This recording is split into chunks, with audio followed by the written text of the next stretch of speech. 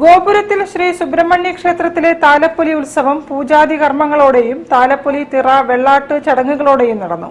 ഒട്ടേറെ ഭക്തർ ചടങ്ങുകളിൽ പങ്കെടുക്കാൻ ക്ഷേത്ര സന്നിധിയിലെത്തി.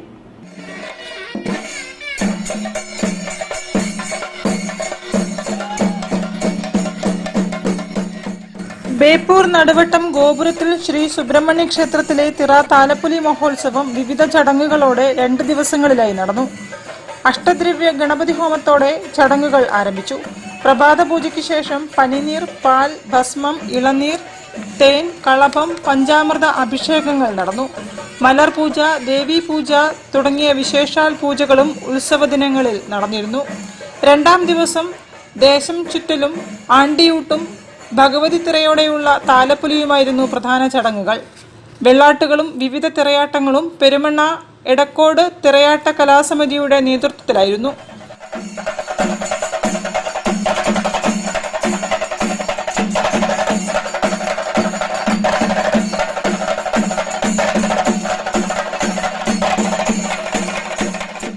തൈപ്പൂയ കാവടി വരവും ശ്രദ്ധേയമായി.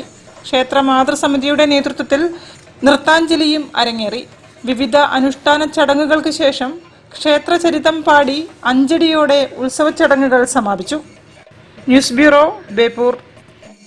സംഗമം മൾട്ടി സ്റ്റേറ്റ് സൊസൈറ്റി 10ാം വാർഷികം സംസ്ഥാന